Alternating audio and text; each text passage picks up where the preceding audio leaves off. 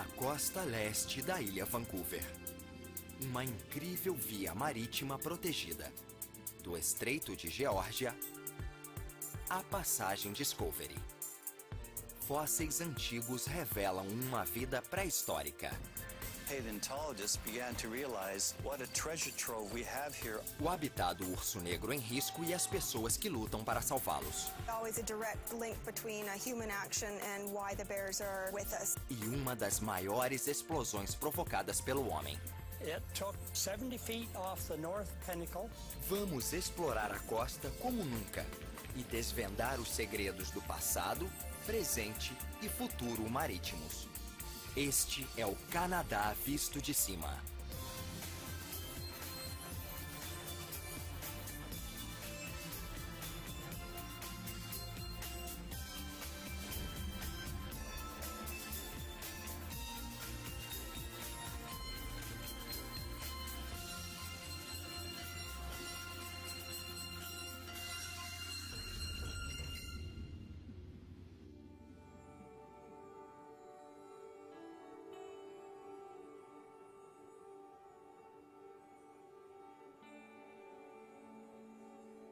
Na costa leste da ilha Vancouver, o farol da ilha Entrance marca a entrada do porto de Nanaimo.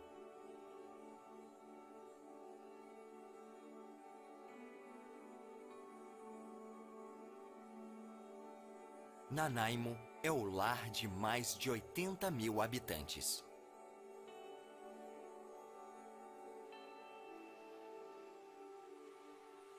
Ela fica ao norte de Victoria, capital da Colômbia Britânica, e a oeste de Vancouver, na outra margem do Estreito de Geórgia.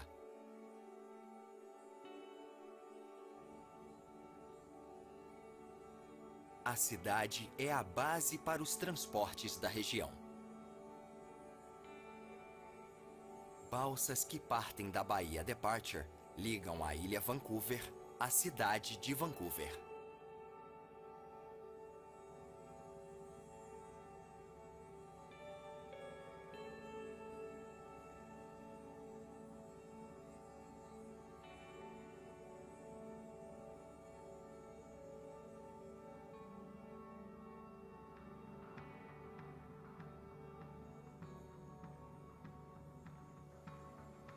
No céu, ultraleves sobrevoam a agitada via marítima.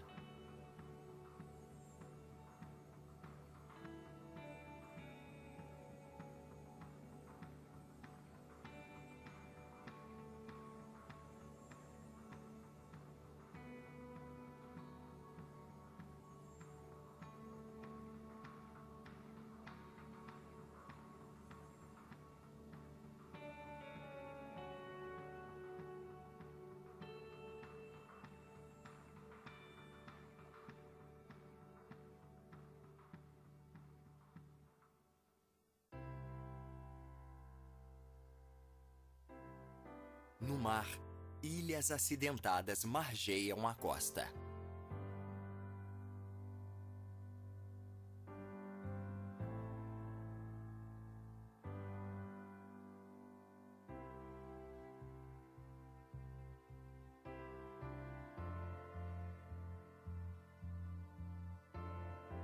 Esta é a massa de água conhecida como Estreito de Geórgia. É uma área espetacular, com 240 quilômetros de extensão que separam a ilha Vancouver do continente.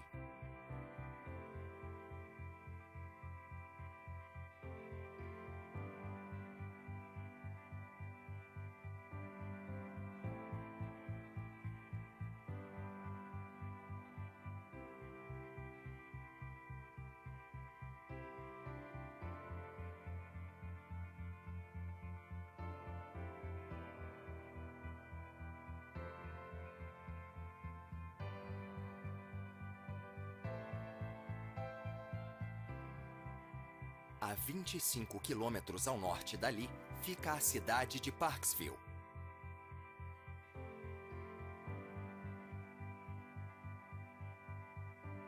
É um dos principais destinos para o turismo e para as atividades marítimas de lazer.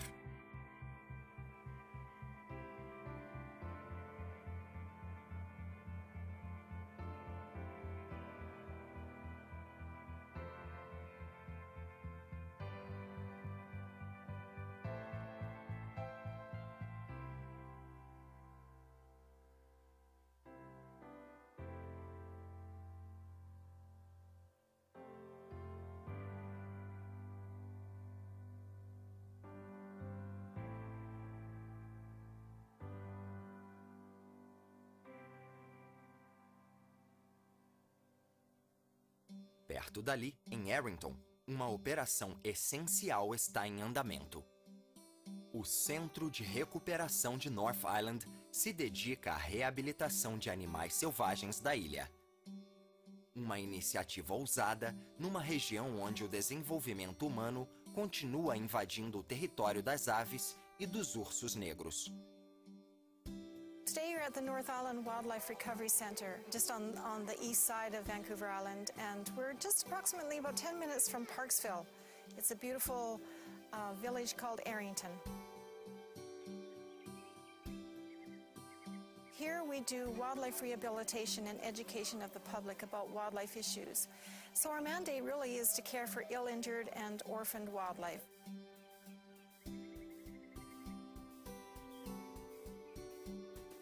When we first started here, there absolutely was nothing on this piece of land except a few little buildings. And so the vision was to create a world-class wildlife rehabilitation center and to deal with mostly bears and raptors. And I think we've achieved that.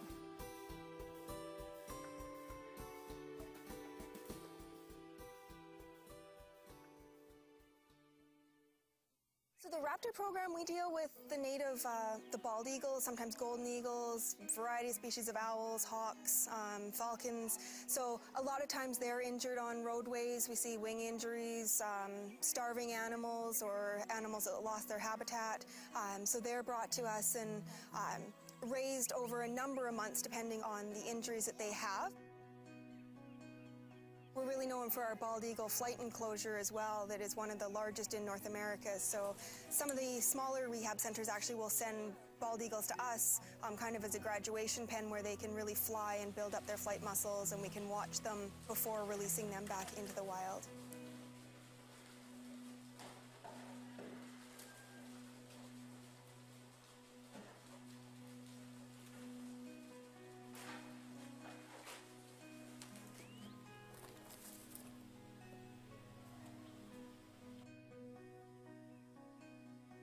We also have our resident black bear, Canute, who's 16 years old and has lived at the center for his entire life. He was raised here and really helped teaching us what bears need in food and in space and in their hibernation needs, so he was a key role in building the rehab program.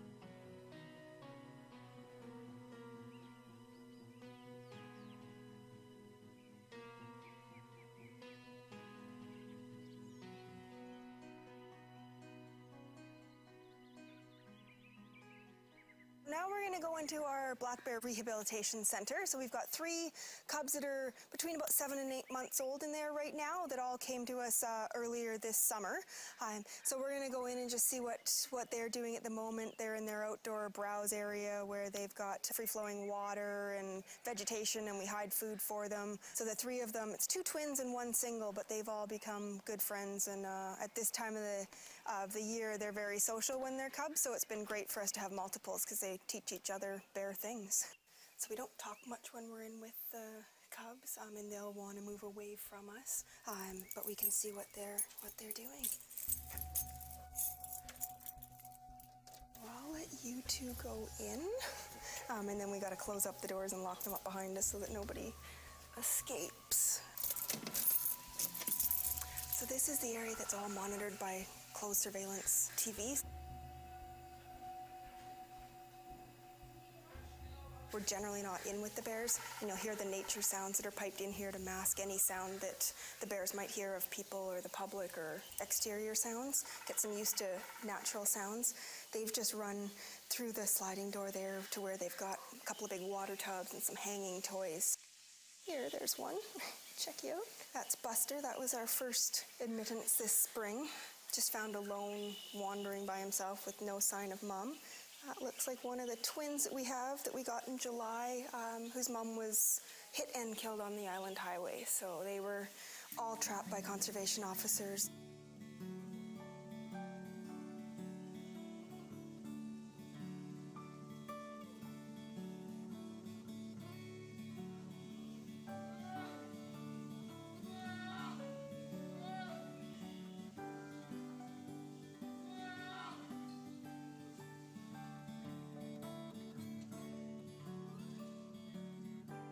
So the 3 cubs that we have now will spend almost another year here with us. They're growing really well and we're monitoring their health. We're going to have our veterinarian come in shortly and we'll ear tag them so we can identify each one of them and check their health status with blood and hair samples. Then they'll spend the winter with us, and we do have a dark room that we can put infrared cameras on so they have a chance to hibernate if the weather sort of pushes them that way. And then they'll pack on a bunch of weight next spring, and about this time next year they should all be released back out into the wild.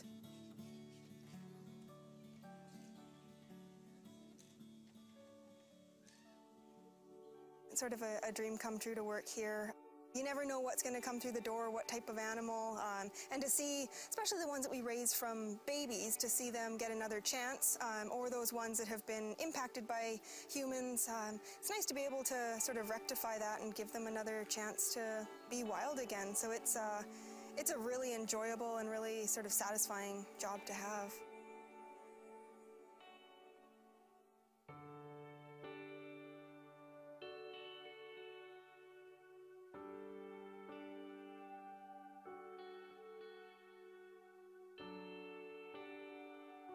A noroeste de Nanaimo, os suaves contornos da costa da Colômbia Britânica levam à cidade de Qualicum Beach.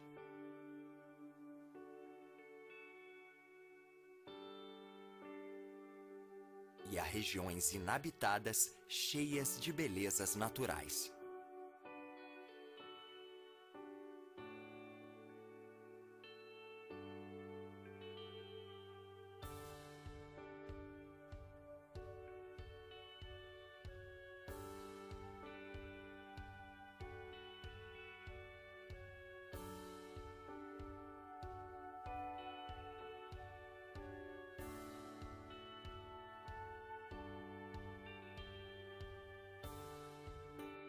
No mar, o farol da Ilha Crom tem 17 metros de altura.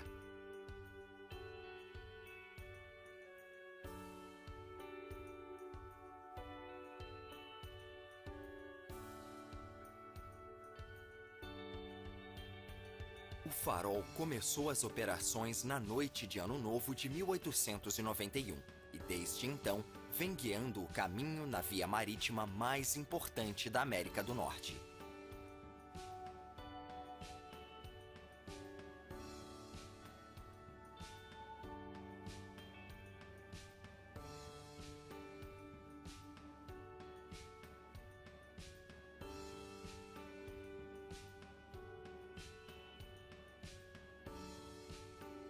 Construído na ponta de Bain Sound, o farol é a porta de entrada para as ilhas Hornby e Denman, que são as joias marítimas do Estreito de Geórgia.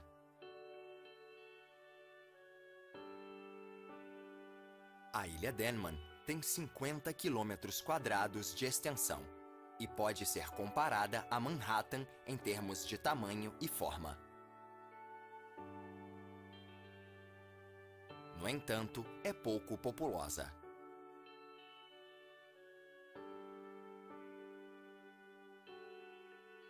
Ela é coberta por uma massa densa de abetos de Douglas.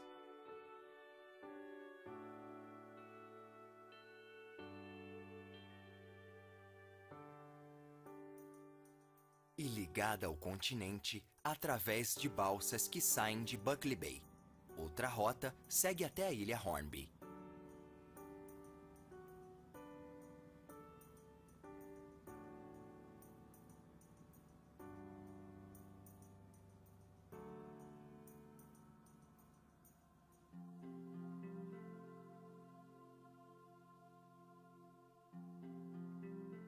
Hornby é uma ilha menor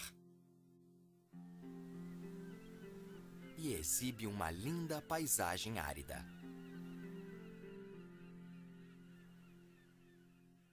Sempre exposta ao mar aberto.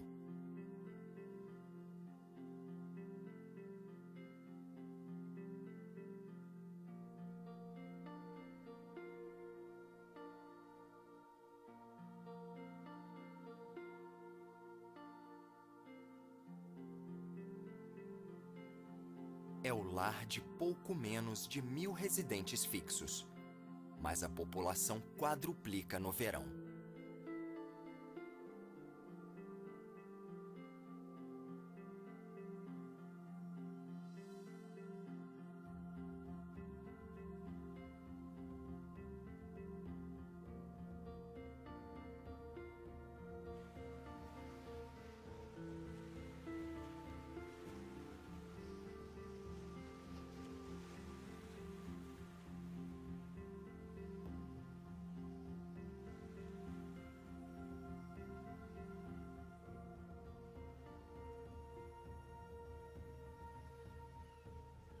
Mas sua principal característica são as praias de areia e cascalho. A região que vai de Qualicum Beach à Ilha Hornby já está ficando famosa como uma das principais áreas para a descoberta de fósseis.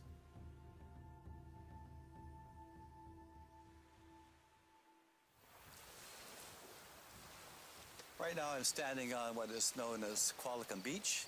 Qualicum Beach is located about mid-island on the east coast of Vancouver Island. This is fossil collector's paradise. Geologists have been exploring Vancouver Island for more than 100 years, but the geologists in the past have been mainly interested in the economic resources, and the paleontology was virtually unexplored. As a result, when a group of amateur paleontology societies sprung up here on the island, amateurs were finding all kinds of incredible fossils. As a result of that, the professional paleontologists began to realize what a treasure trove we have here on the island.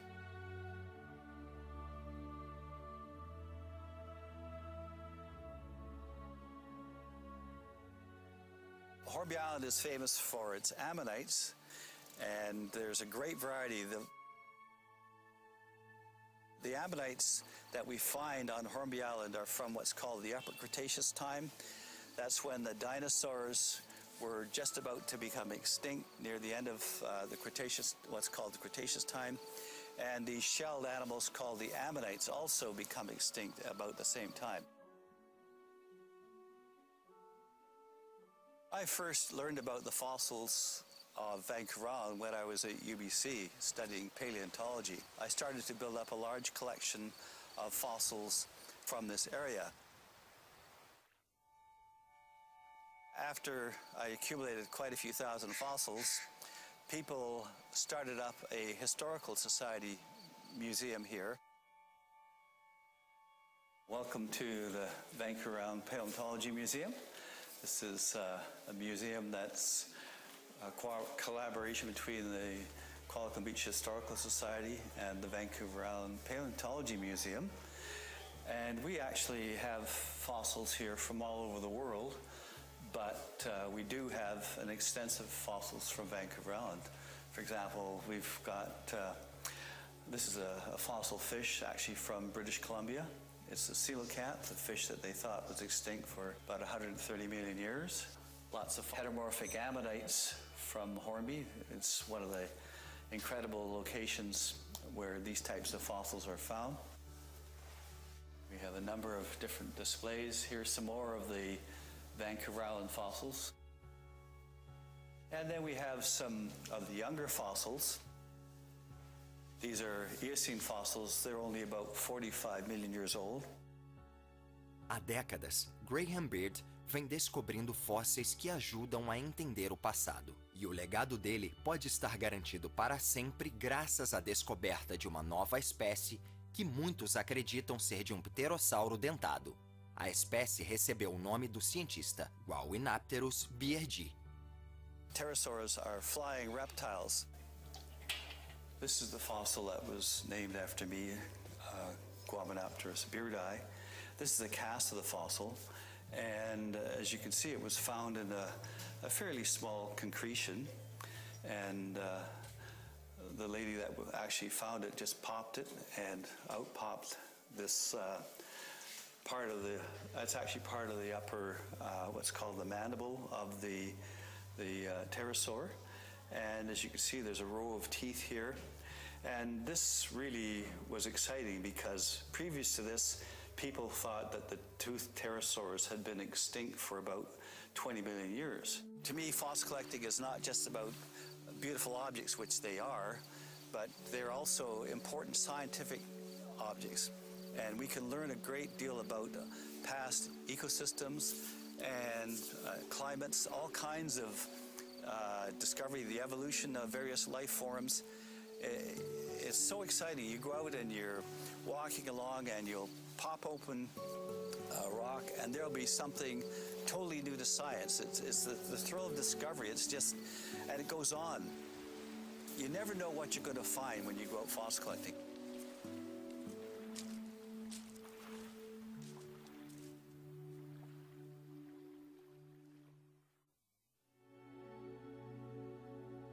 No continente, muitas das principais atrações da Ilha Vancouver ficam escondidas longe da costa.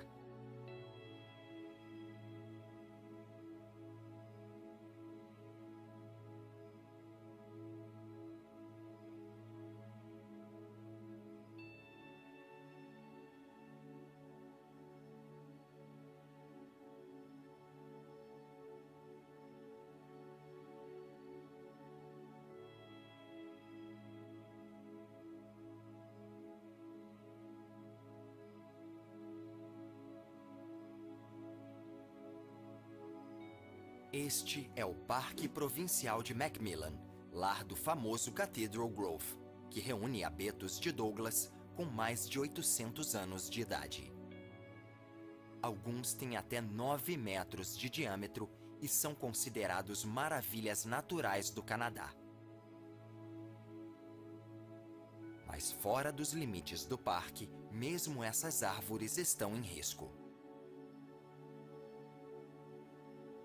Quase 3/4 das antigas florestas da Ilha Vancouver foram desmatados.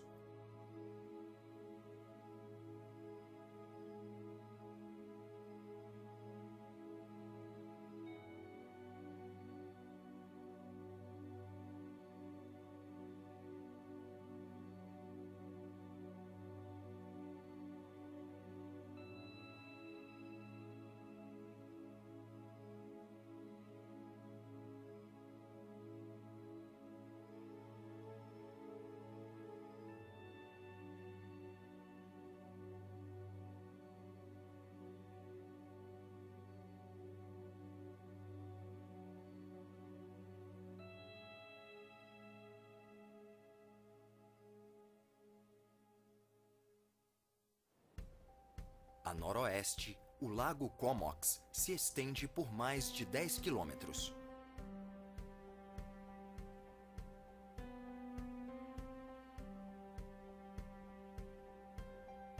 O lago ganhou o nome de uma cidade próxima, Comox, que na língua Kwakiutl significa riqueza ou abundância.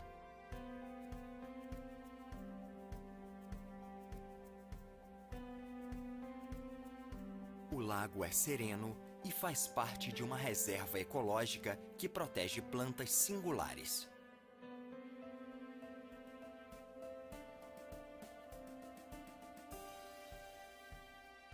E tem uma paisagem diferente e sombria.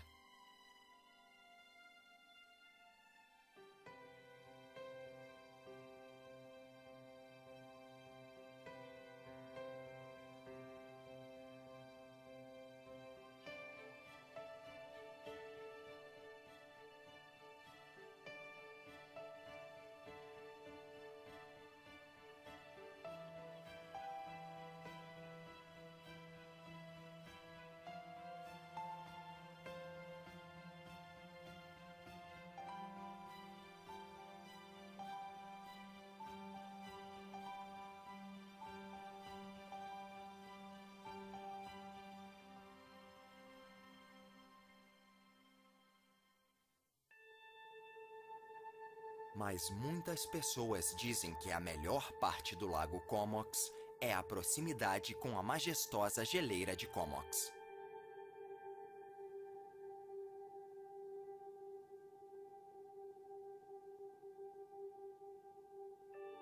Localizada a 30 quilômetros da costa, a geleira tem quase 2.000 metros de altitude e faz parte da cadeia de montanhas da ilha.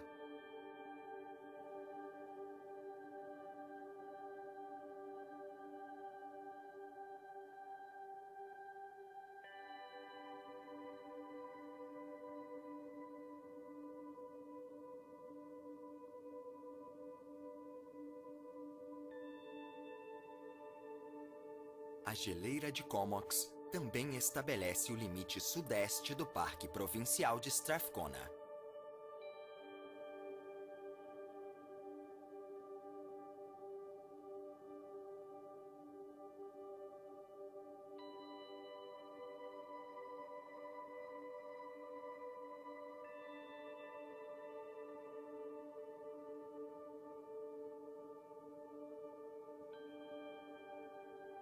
Uma maravilha natural com montanhas, vales e lagos glaciais.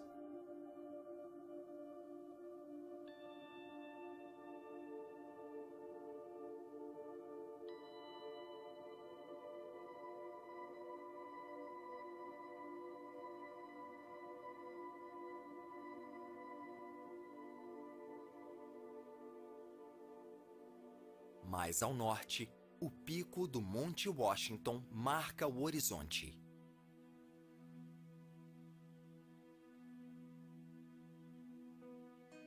Nomeado em homenagem ao hidrógrafo John Washington, da Marinha Real Britânica, a montanha engloba uma das estações de esqui favoritas da região.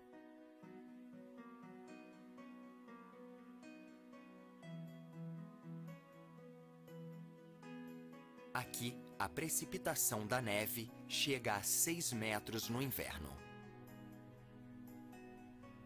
Por causa da proximidade com a costa, o monte também é conhecido pela vista espetacular. Do topo, os visitantes têm uma visão clara de Powell River e de Sechelt, ambas cidades localizadas no continente.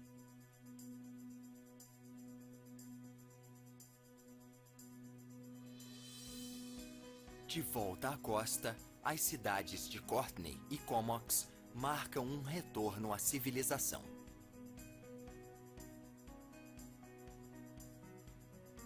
Juntas, as cidades têm mais de 50.000 habitantes.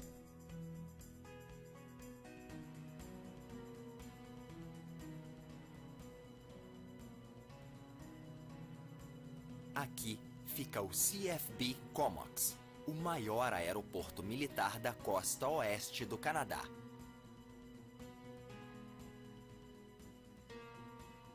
Estabelecida durante a Segunda Guerra Mundial, a base hoje abriga aviões comuns e antissubmarinos, além da frota de aeronaves de resgate da costa oeste.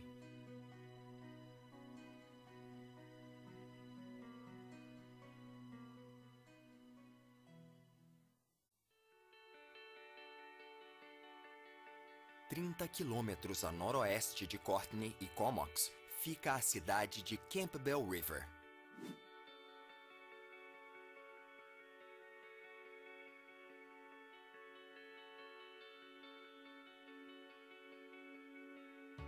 Lar de pouco mais de 30.000 habitantes, ela é a última grande cidade ao norte da costa leste da ilha Vancouver. Além dela, há apenas florestas e pequenas comunidades.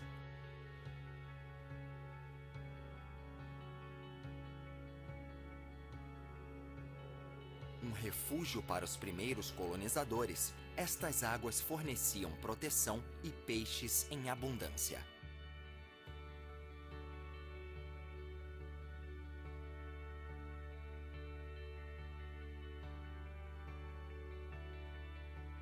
Campbell River é considerada a capital mundial do salmão.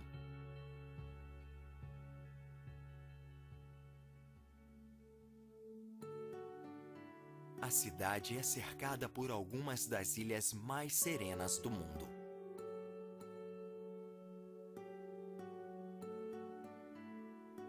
A Ilha de Cortés tem apenas 1.000 habitantes.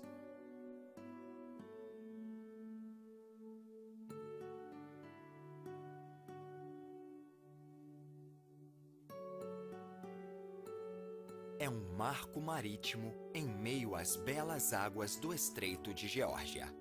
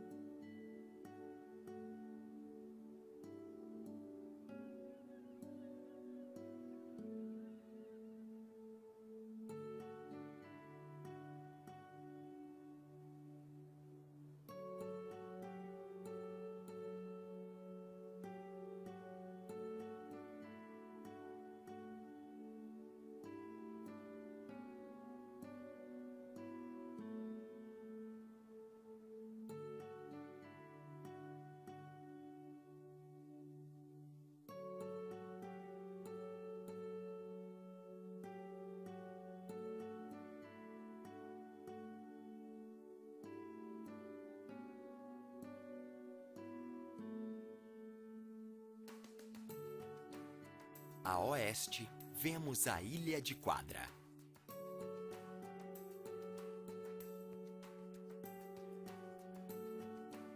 Com 310 quilômetros quadrados, ela é a maior ilha desta via marítima.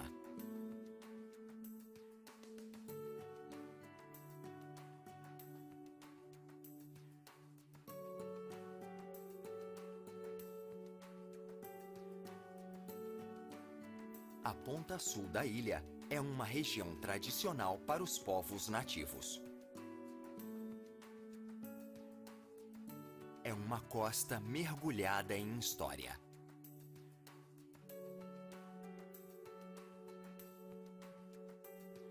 Nestas praias, histórias e antigos mistérios foram preservados por milhares de anos. Rod Burns é um guia que trabalha com os povos nativos de Quadra.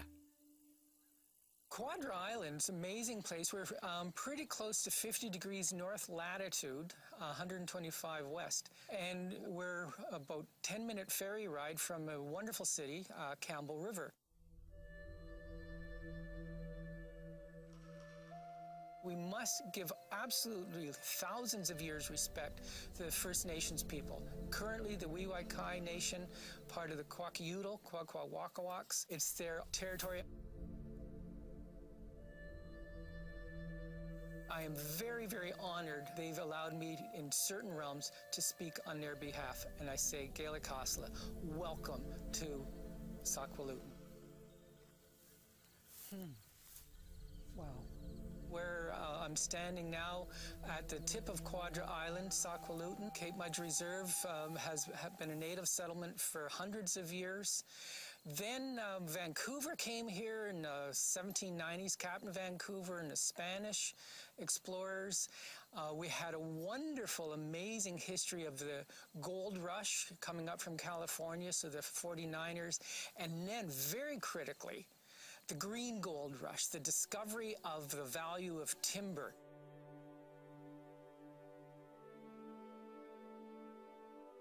At the tip of Quadra Island, it's a mystery, an amazing mystery of petroglyphs, the rock images. There's a rock over here, it's about 2 meters in size, 1.5 meters high, and if you go close to it, you're going to find a collection of dimples and scratches that forms a face. Right in here, there's a dimple, and there's a dimple and a dimple and a dimple. They're distant between my 2 fingers, about this deep. But look at this, follow the finger, you should be able to see a shadow line. So maybe it's a hairline, okay? Look, here's some eyes. Nose, mouth, and so there's this whole face. Now, what is it? It's a representation of a human. Why is it?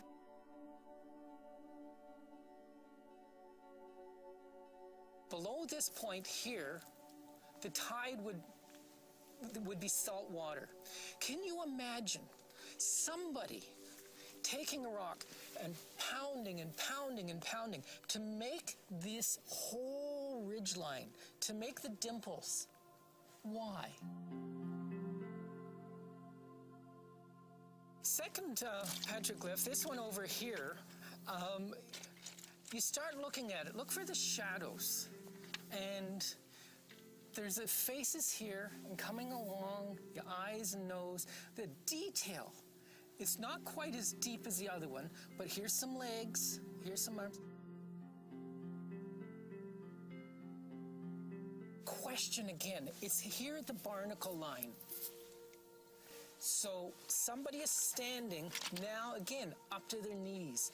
They've got their song, their story of this person, or this image, this spirit, their brother, their sister. What would it be? What is it now? We're talking about where were we in the past, where are we going to in the future?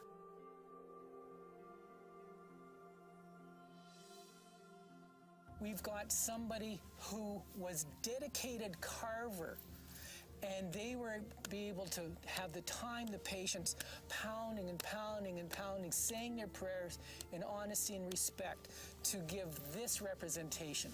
Then came their brother, their sister, the storyteller, the story keeper, again, to pass on to now generations and future generations.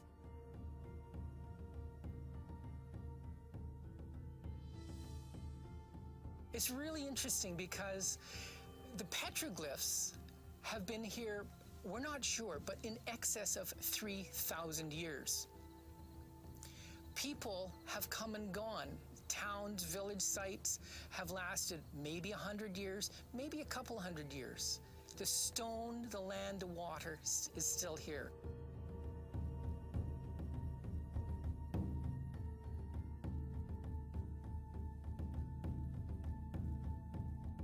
What a connection between time, past, and future.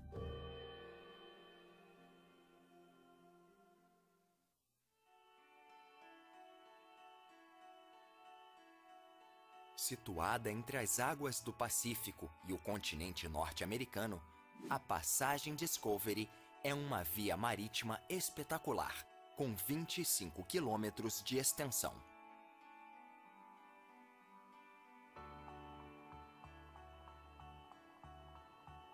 Ela ganhou este nome por causa do Discovery, navio que o capitão Vancouver usou para chegar até aqui em 1792.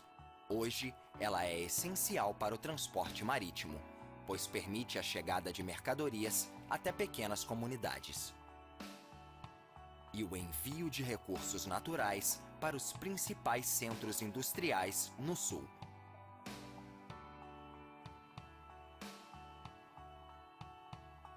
É na passagem que se situam as Ilhas Discovery.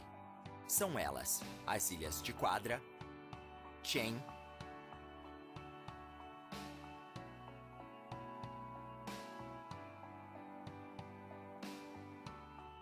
e Sonora, que marca o limite leste desta via marítima.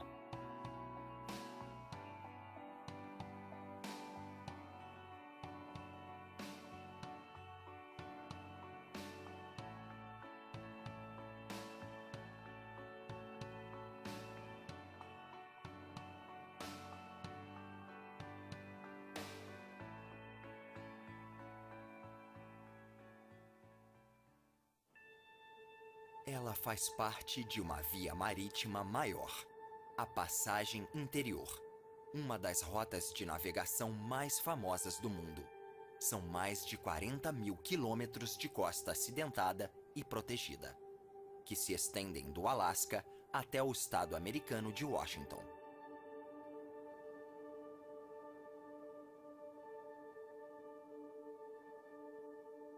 Apesar da Passagem Discovery ser apenas um trecho desta via marítima, ela teve um papel importante na manutenção dessa rota.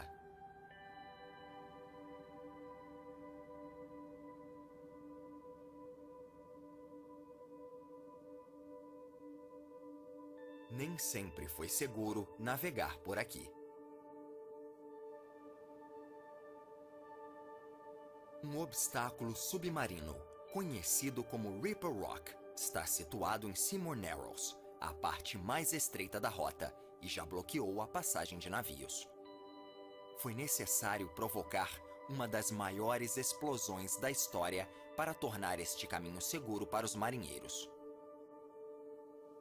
Seymour Narrows is the main waterway for vessels going by Campbell River on their way to Prince Rupert in Alaska. In Seymour Narrows, it's noted for the fast rising tides and the turbulent, gaping whirlpools.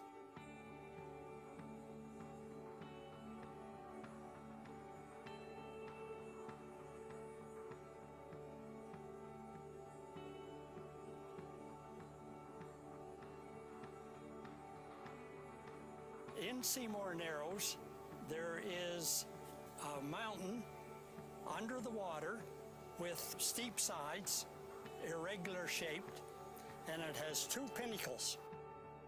And that was the hazard in Seymour Narrows for these ships.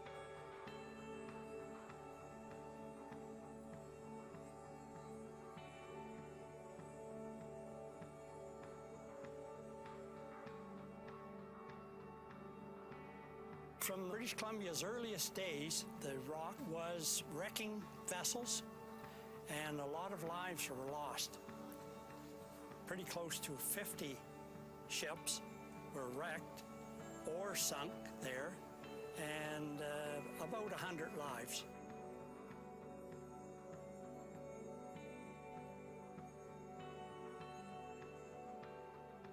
Some of the vessels that went down, everyone drowned. Some just got holes ripped in them, and as people escaped, some of them would get away with their life. There was pressure put on the Canadian government to try to get rid of this hazardous rock. It was first proposed in 1931, but nothing happened till about 1943 and 1945. They planned to drill into the top of the rock from a barge that was anchored directly over the two pinnacles. Now, this project cost about $1 million, and it was not successful. And at this time is when the crew boat got caught in a whirlpool and 9 lives were lost. Nothing happened until 1955. That's when the engineers in the federal government come up with another plan. So this plan was to go to nearby Maud Island and sink a shaft, and that would be about the height of a 50-story building. And then the tunnel was driven 7,000 feet, and then they went up into the two pinnacles.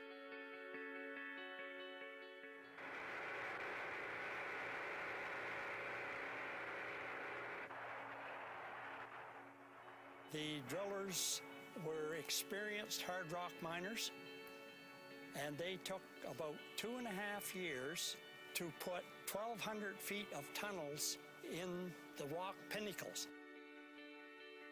Once they had those tunnels all drilled out, they put in 1,300 tons of special high explosive.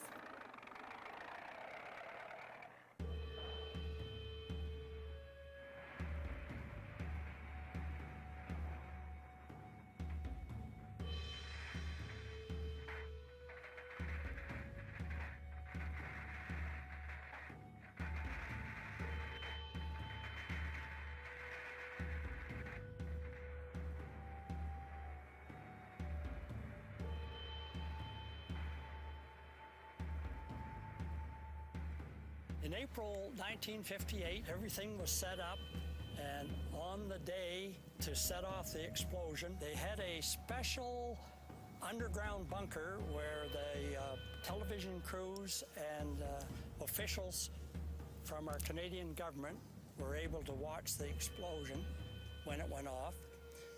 And it happened at 9:30 in the morning, just when the tide was right.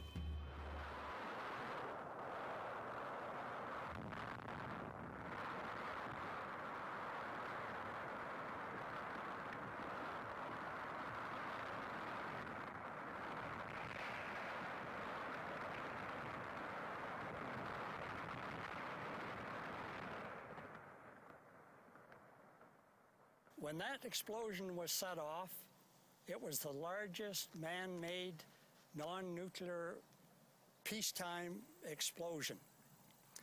It blew about 2 acres of rock off those twin pinnacles.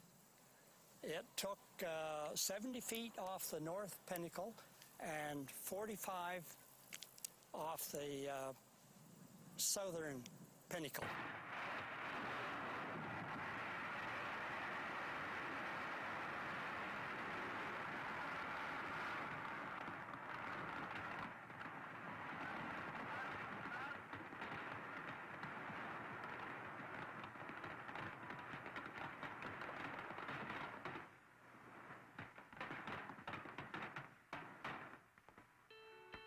This explosion that blew off those twin peaks was a success. Now the rock is not a hazard to the marine traffic. It's not going to tear the bottom out of the boat.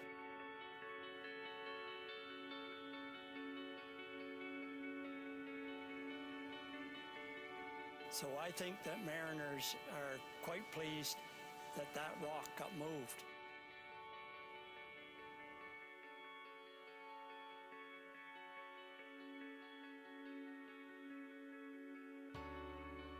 Da cidade de Nanaimo, a ilha de Quadra,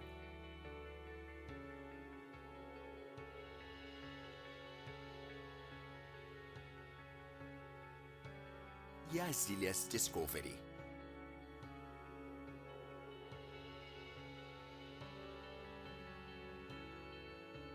A costa leste da ilha Vancouver se estende por centenas de quilômetros, revelando uma beleza impressionante. É um refúgio para os homens do mar.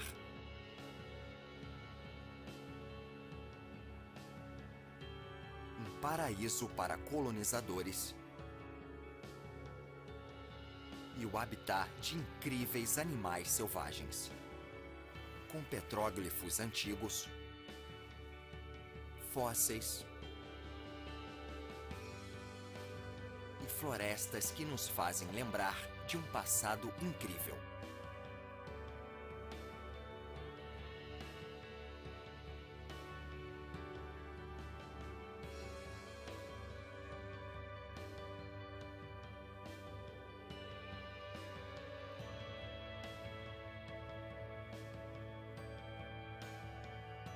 Esta costa continua a nos inspirar. Aqui, nos limites do Canadá.